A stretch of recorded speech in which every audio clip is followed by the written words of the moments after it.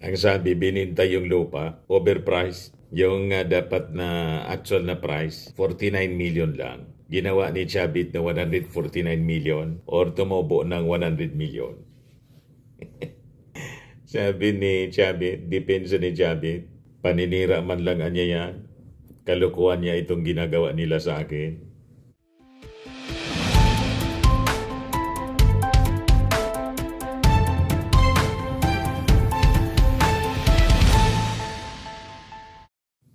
Si Chavit, mga kababayan, nag-react na sa final sa kanya ng isang kababayan man lang niya. Finailan siya ng plunder ni Attorney Emilita Cordero ng Warriors T. Narbacan Incorporated. Ito yung nag-file sa kanya.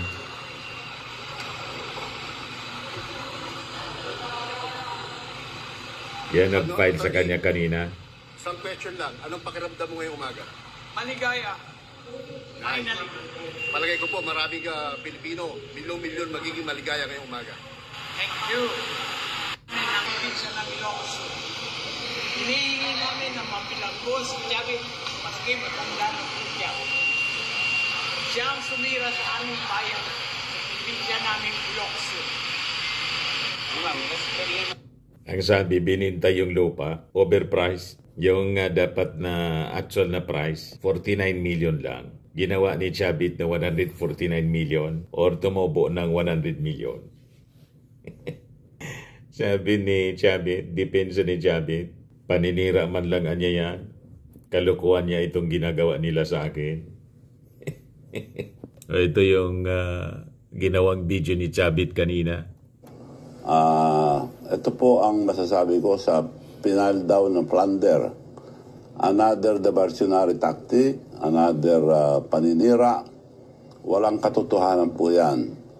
Ang sabi sa complaint nila, nagbenta raw ako ng lupa ng gobyerno at kumita raw ako ng 100 million. Ang lupa na sinasabi po, 10 hectares. Ang presyo po yun, noon at that time was 800 million, 8,000 per square meters, 10 hektarya. Binenta ko lang sa munisipyo ng 120. So, nalugi po ako ng 680 million. Hindi ako bita. Sino po makakagawa niyan? Ako lang na sincero tumutulong sa ating bansa. Tumulong sa aming munisipyo. On record, 8,000 per square meters noon. That means 10 hectares is 800 million. Binenta ko lang ng 1.2. So nalugi po ako, ulitin ko lang, nalugi ako ng 680 million. So tumulong lang po ako. Itong mga nagsasabing ito, dati ng extortionist. Si Attorney Tilly Cordero, pinsang buo yung tinalo ko na mayor sa Narbacan. Ever since, yan ang nagbabati ko sa akin. Pero, humihingi ng pera palagi sa akin. Iba-iba ang inutusan ko magbigay para huminto lang, magpapahingi, binibigyan ko. Marami po. Ang huli ay punta sa bahay. Etong Attorney Tilly Cordero na nagpa ng plunder. At gusto ko na mag-retire, sabi niya, pwede bang bilhin yung hotel and resort, hotel resort, sabi niya. Well, naawa naman ako, sige nga, para mapagbigyan ko na, nagpunta kami.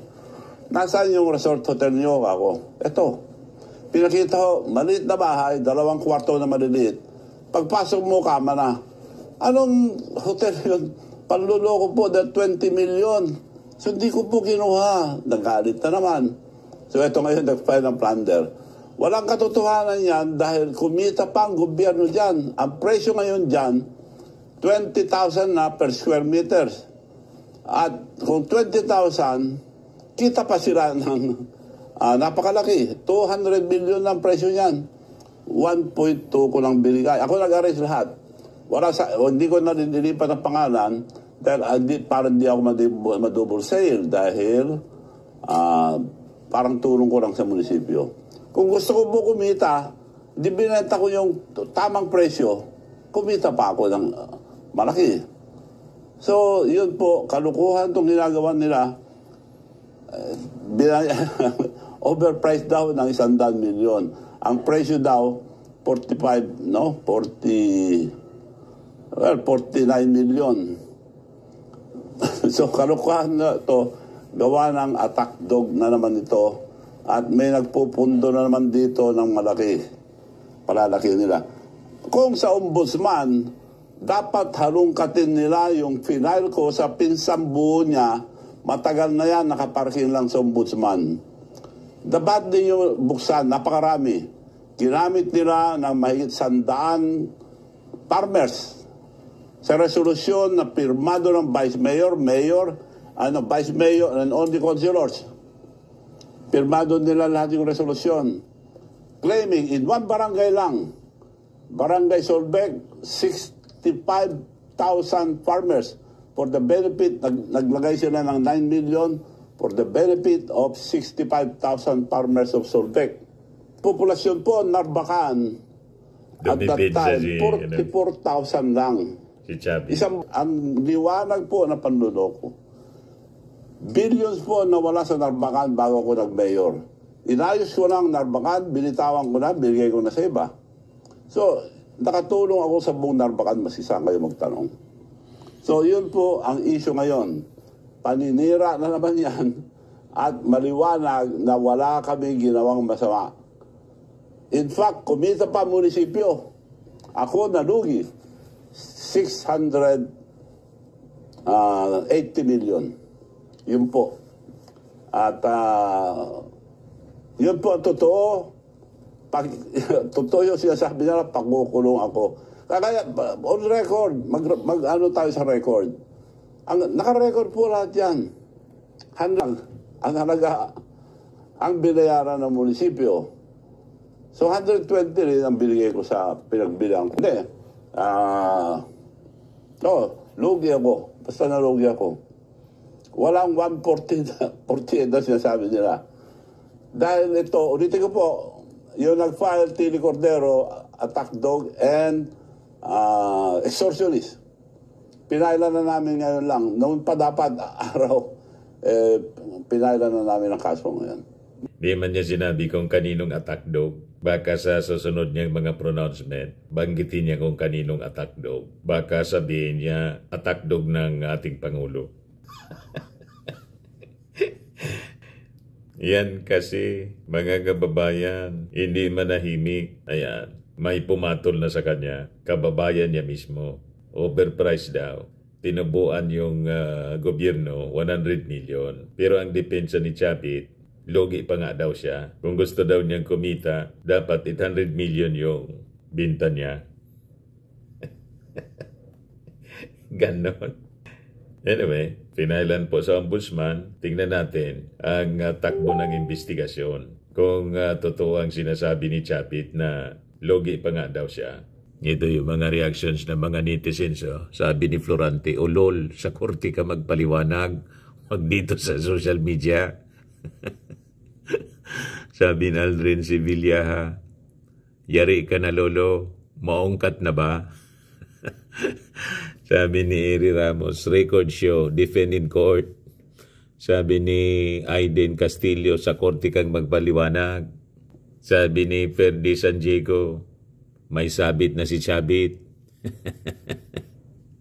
Sabi ni John Espirito, defend it if you have receipt. Sabi ni Gara Macgara, maniwala kami dyan, baka bola mo lang yan.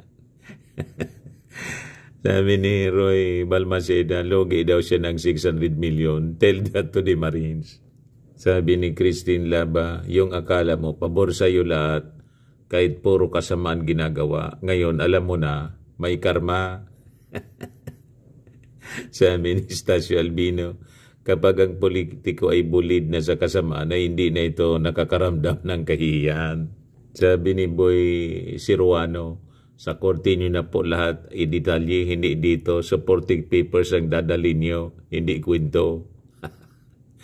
Sabi ni Liberato, defend yourself in court. There's always time for reckoning.